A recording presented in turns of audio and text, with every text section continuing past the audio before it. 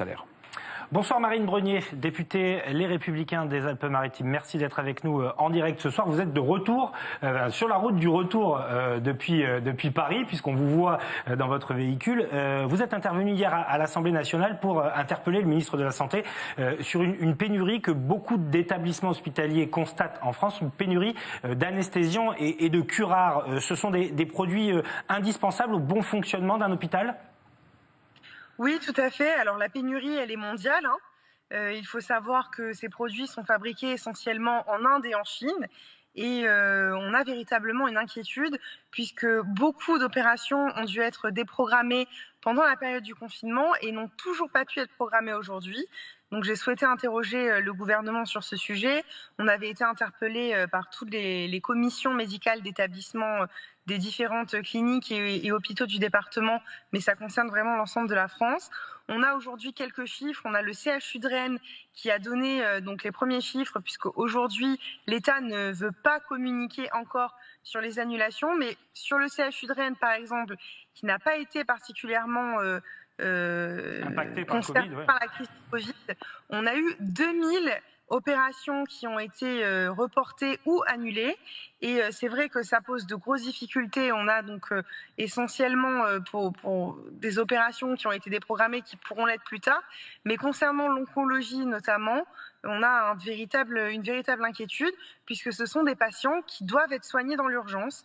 Et le gouvernement m'a annoncé hier qu'il devrait en principe avoir des solutions au début de l'été, puisqu'il faut savoir aujourd'hui que les stocks ont été réquisitionnés par les ARS, les stocks de curares et anesthésiants. Et donc voilà, on a une ouverture apparemment à partir du début de l'été. Mais la vérité, c'est qu'aujourd'hui, au même titre que la question s'est posée pour les masques et les protections, notamment des soignants, on est complètement dépendant des pays étrangers. Et je crois qu'en fait, la question fondamentale qui va devoir être posée au gouvernement, c'est cet impératif absolu pour notre sécurité sanitaire de pouvoir retrouver cette indépendance médicamenteuse et pharmaceutique. Marine Brenier, c'est vrai que c'est un beau combat, hein, celui de relocaliser les médicaments ou les principes actifs qui sont fabriqués en Chine et en Inde, comme vous le disiez. Je voulais vous faire réagir, peut-être ne l'avez-vous pas lu, sur cet article des Échos ce matin qui montre que la fabrication de masques localement en France fonctionne tellement bien que, par exemple, dans la région Rhône-Alpes, il y a 45 entreprises françaises qui fabriquent des masques, à tel point qu'on est guetté par une surproduction de masques, c'est incroyable, que les prix s'effondrent parce que les collectivités locales, aujourd'hui, avec ce qui se passe sur l'épidémie, en commandent moins.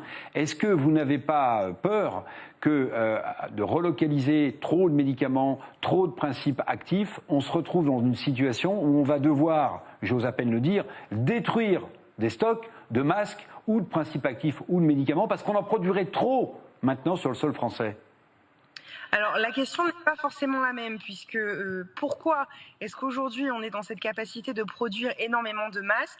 C'est parce que nous avons la chance en France d'avoir beaucoup d'industries dans le textile qui ont réussi à se convertir assez rapidement. Enfin, ce qui reste du secteur textile français, pardon.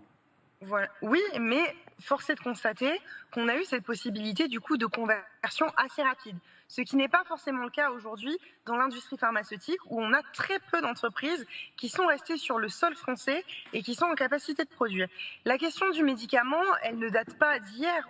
C'est pas seulement un problème qu'on découvre aujourd'hui avec la question des curares et des anesthésiants. Il suffit ne serait-ce que de se plonger au début de la saison hivernale où on avait déjà assisté à un premier problème, notamment avec les principes actifs pour des médicaments de base comme ceux du paracétamol, où on a eu une inquiétude de pouvoir se fournir suffisamment pour pouvoir approvisionner simplement nos hôpitaux. Donc c'est un vrai sujet, une vraie problématique aujourd'hui qui fait que je pense que vraiment, il faut Alors, en même temps, Madame la députée, on a créé une certaine pénurie quand même, notamment, je vais citer le paracétamol sur le Doliprane, puisqu'on expliquait au début de la crise qu'il fallait surtout pas prendre d'Advil ou d'anti-inflammatoires de ce type, parce que ça produirait peut-être des effets de crise sévère chez ceux qui étaient touchés par la Covid-19. Donc on a décalé les Français en les poussant presque à consommer ce type de paracétamol quand même.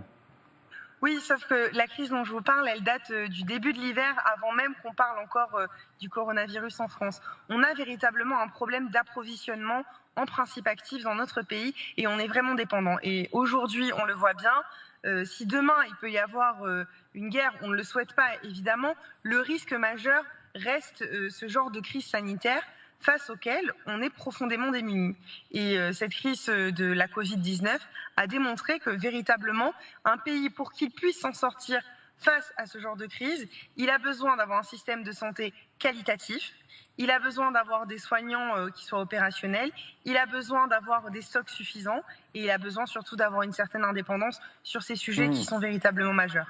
Avant de vous libérer, Marine Brenier, une dernière question sur la mission que vous avez diligentée sur la sécurité sociale et l'impact de la Covid-19 sur le trou de la Sécu, comme on le connaît trivialement, on en parle comme ça assez régulièrement. Est-ce que vous avez déjà les premières conclusions? Est-ce que vous pouvez nous en dire un peu plus? Oui, alors le rapport a été remis et effectivement, les conclusions vont dans le même sens de ce sur quoi on avait travaillé. Le trou de la Sécu, comme vous le dites, ne pourra pas être résorbé dans les délais escomptés. On a également un texte de loi qui va arriver sur nos bancs à l'Assemblée nationale d'ici la semaine prochaine, qui concerne la question de la dette sociale, puisque le gouvernement a décidé de reparler enfin de la question de la dépendance et de la création donc de ce 5e risque qui devra être financé et qui aura forcément un impact supplémentaire sur la sécurité sociale. Donc là, aujourd'hui, on a une certitude, c'est que les dépenses de la sécurité sociale vont encore augmenter. Merci beaucoup Marine Brenier d'avoir été en direct donc sur la route depuis je ne sais pas quel coin de France, mais en tout cas merci d'avoir été avec nous en direct sur les antennes d'Azur TV. Très bonne soirée à vous.